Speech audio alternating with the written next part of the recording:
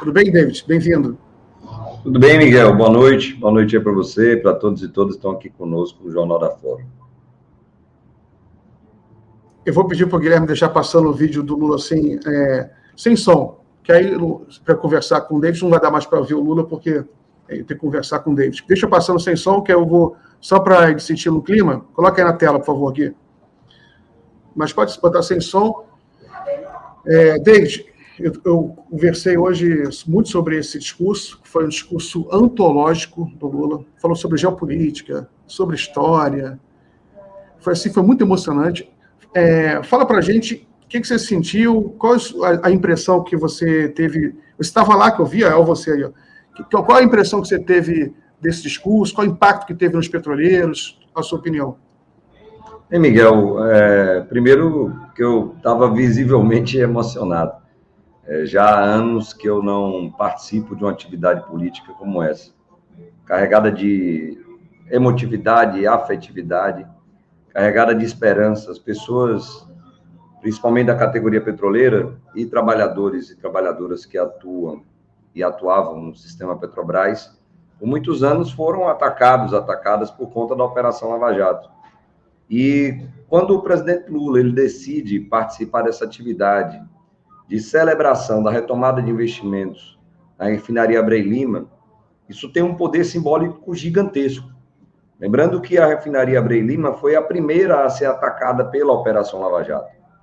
Eu ainda estava no Conselho de Administração da Petrobras à época, em 2015, quando, infelizmente, nós tivemos uma decisão do Conselho de Administração, com o meu voto contrário, de paralisação das obras do Trem 2 daquela refinaria. E se não fosse a criatividade dos trabalhadores e trabalhadoras, dos gestores desenvolvimentistas que amavam a Petrobras à época, nem mesmo o Trem 1 ele teria entrado em operação em 2014, porque os ataques ali já existiam da Lava Jato no início da sua operação. Então, quando nós estamos vendo aí imagens belíssimas de um ato com 4.000 trabalhadores e trabalhadoras que já estão atuando na refinaria Abreu e Lima hoje, é um momento simbólico, porque demonstra que aquilo que foi destruído pelo Moro, pelo Dallagnol, pela República de Curitiba, pelos entreguistas, tudo isso, infelizmente, com o apoio do Departamento de Justiça estadunidense, é um símbolo de que hoje, com o retorno do presidente Lula, a Petrobras ela retorna com investimentos fortes no Brasil, no Nordeste, é uma obra gigantesca na nossa região, que sempre foi muito desfavorecida, esquecida por gestões anteriores. Então, o presidente Lula, como você bem colocou, Miguel, faz um discurso emocionado, um discurso que ele traz essa história da destruição, da perda de sonhos, da perda de esperança, da perda de empregos, da perda de renda no seu estado, que é o estado de Pernambuco, e ele retorna no seu terceiro mandato, único presidente na história do Brasil, eleito democraticamente por 3 vezes, e que traz agora a retomada da Petrobras no nosso Nordeste. Eu participei dessa atividade, como disse, com muita emoção, muita alegria, muita esperança. Vi várias vezes o presidente Lula ele se emocionar com os depoimentos dos trabalhadores e trabalhadoras.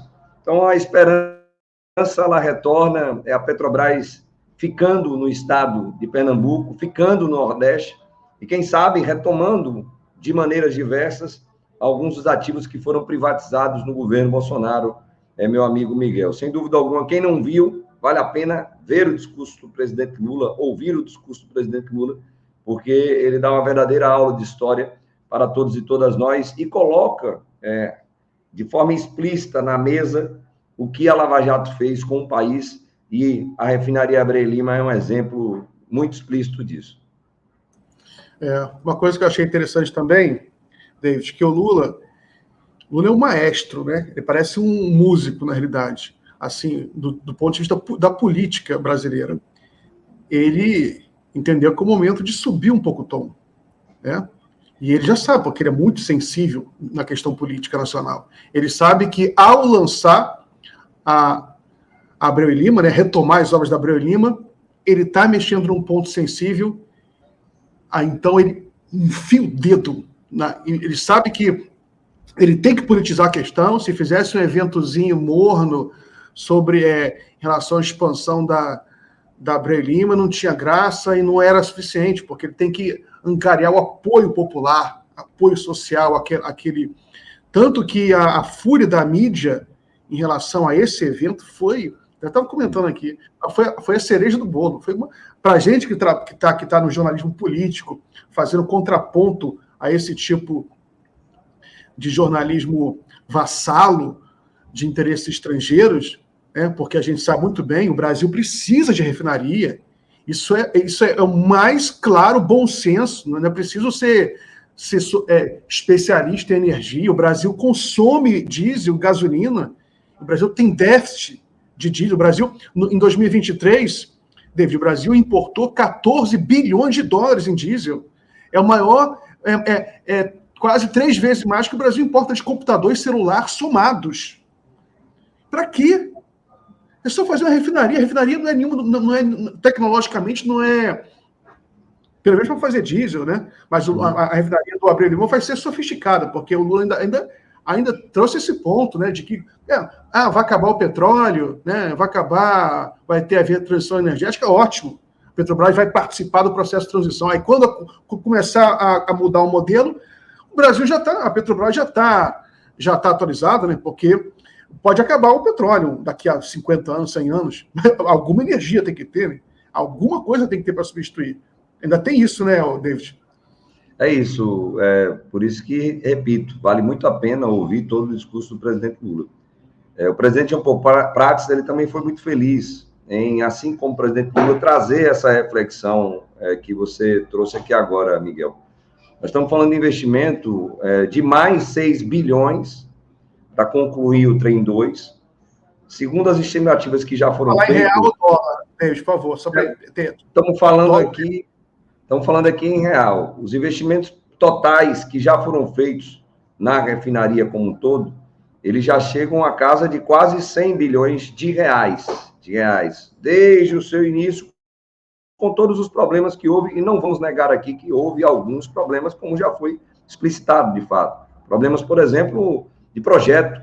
A refinaria está instalada praticamente numa região onde está próximo ao mar, uma região que o terreno ele oscila, e quando foram fazer a fundação, viram que o terreno ele não comportava aquela estrutura. Então, teve que ter uma fundação muito mais profunda para as estruturas metálicas e de concreto que viriam ali depois.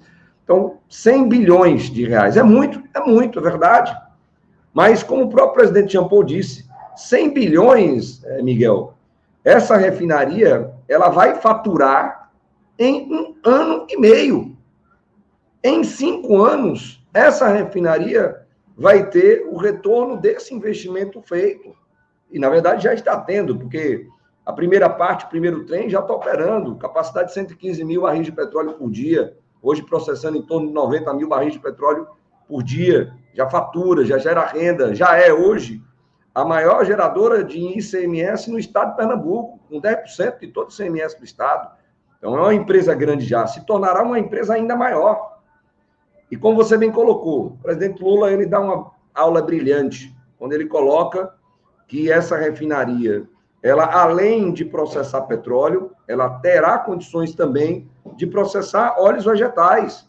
A refinaria é uma refinaria moderna, ela está projetada para ter adaptações ao longo dos anos, quando você bem colocou. Quando e se daqui a 50, 70, 100 anos, o petróleo ele já não for mais utilizado, nós teremos, sim, condição de ter ali óleo 100% renovável.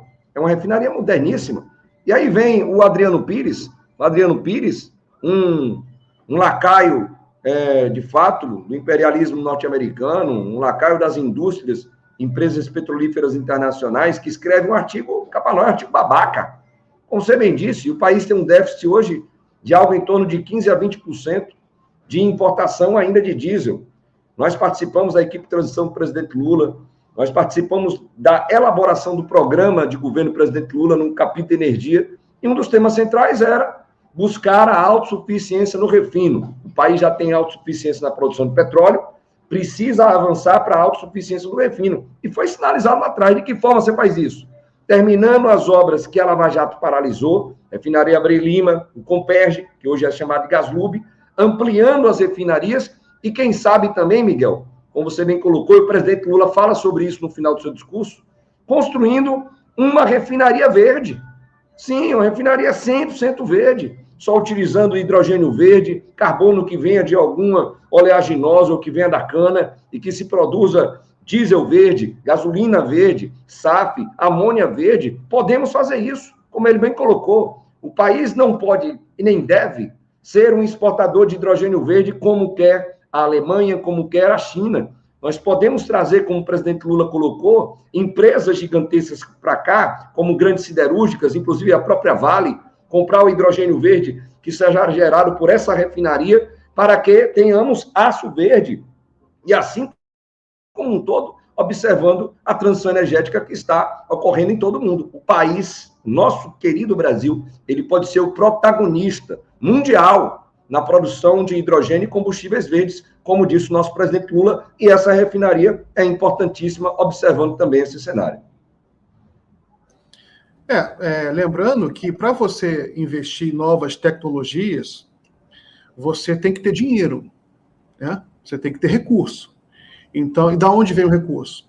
Vem, obviamente, da empresa de energia, porque você tem algumas coisas em comum, algumas estruturas em comum para você produzir energia pelo petróleo. Você pode usar a estrutura, para começar, a estrutura humana, né? A estrutura de pesquisa, a estrutura de pesquisa, de engenheiros, e estrutura física, terreno. Aí você vai fazendo a transição dentro da refinaria também, começa montando um departamento. E a Petrobras, na época do golpe do Temer e do Bolsonaro, era zero de investimento em pesquisa, uma redução dramática do investimento em pesquisa, só dinheiro para acionista privado em Nova York. E agora, então, foi um dia muito importante, David, para quem é realmente nacionalista, para quem sabe que ser patriota de verdade não é só botar uma camisa da CBF, é acreditar na capacidade do Brasil de ser soberano na sua produção energética. Então, foi um dia muito emocionante, foi um dia histórico, foi um dia em que o Lula, no meu pensamento, vou até escrever isso amanhã, ele lançou a pedra fundamental de um novo plano de desenvolvimento, seguindo o fio da história do Getúlio Vargas, né, que foi interrompido pelo suicídio, que ele menciona o Vargas, ele sabe, Lula, ele menciona, ele sabe que ele está seguindo o fio da história, né? E a ditadura militar acabou interrompendo esse fio, porque apesar de fazer refinarias, a ditadura militar, ela interrompeu o processo de projeto, porque ela desmantelou todo o sistema ferroviário nacional, ela começou a abrir o país na questão comercial, dos minérios também, começou toda uma entrega para... O entreguismo total começa na ditadura militar. Então, só para finalizar, temos só uns minutinhos. Obrigado por você ter vindo aqui. Só você finalizar aqui nossa conversa. Não, eu repito aqui, Miguel, que de fato foi um dia histórico, simbólico e emocionante. Lembro-me aqui de alguns dos trechos, principalmente um aqui dos trechos da fala do presidente Lula, quando ele vira para mim e fala assim: olha, David, nós sabemos o que vocês passaram, o que a FUP passou, o que os petroleiros e petroleiras passaram ao longo desses anos, desde o governo Temer até agora. E é verdade. Como ele bem colocou, e ele cita isso na sua fala, nós, às vezes, em eventos familiares, Miguel, ou em atividades sociais, nós éramos abordados em mesas e as pessoas nos chamavam de ladrões, marajás, e nós suportamos isso tudo. No meu discurso, eu destaco isso, né, que esse sonho que o presidente Lula nos proporcionou ontem, ele só se tornou realidade porque houve muita resistência, muita luta da categoria petroleira. Inclusive, Miguel, com a greve fortíssima em 2020, a segunda maior greve da história da categoria petroleira, que ajudou a defender a Petrobras, a evitar que a Petrobras ela fosse totalmente privatizada. É verdade, tivemos ativos vendidos, tivemos, Mas se não fosse a nossa luta, a nossa resistência, a capacidade de articulação com o Poder Judiciário, também com o Poder Legislativo, nós teríamos a Petrobras completamente privatizada. Então, um dia histórico, emocionante. Como ele bem disse, o ano de 2023 foi o ano da semeadura, onde as sementes foram lançadas, onde a terra foi arada, foi limpa, onde a terra arrasada ela foi reestruturada, e agora, 2024, é o ano da colheita. E esse evento de ontem demonstra justamente que iniciamos o ano com uma obra gigantesca que gerará em torno de 40 mil empregos diretos e indiretos no nosso Nordeste, sofrido Nordeste, que precisa desse processo de geração de emprego e renda. Como dissemos, né, vida longa à nossa Petrobras, vida longa ao nosso presidente Lula, porque deu para ver que ele está com saúde, viril, forte, com as ideias fluindo e com ideias novas, como dissemos, ele falando sobre hidrogênio verde, combustíveis verdes. É maravilhoso ver o presidente Lula com toda a sua sabedoria, no sentido pleno dessa palavra. Muito obrigado, Miguel, pela oportunidade de estar aqui mais uma vez com você, no Jornal da Fórum. De fato, você e as mídias alternativas de esquerda cumpriram um papel importantíssimo durante todo o governo Bolsonaro, continuam cumprindo. Precisamos aí da nossa luta continuada, né, para a gente ter uma democratização maior dos meios de comunicação e que os investimentos públicos também cheguem, né, a essas mídias que são tão importantes para que as informações elas cheguem de forma correta para o cidadão e para a cidadã. Desejar um bom final de semana a todos e todas, um bom sextou para todo mundo agoniado para sair de casa, ou não, ficar em casa de boa. Eu daqui a pouco vou estar saindo, Miguel, para dar uma curtida aqui nessa noite, que está bonita aqui no Rio de Janeiro, mas está quente, meu irmão. Quente demais. Obrigado, Miguel. Beijão, valeu. Meu forte abraço, boa sexta, bom final de semana. Boa sexta para todo mundo aí que assistiu a gente. Lembrando que eu volto agora na segunda-feira, às 5 horas da tarde. Um abraço a todos, muito obrigado pela comunidade. Até a próxima. Valeu, David. Valeu, Miguel. Pode terminar, Gui.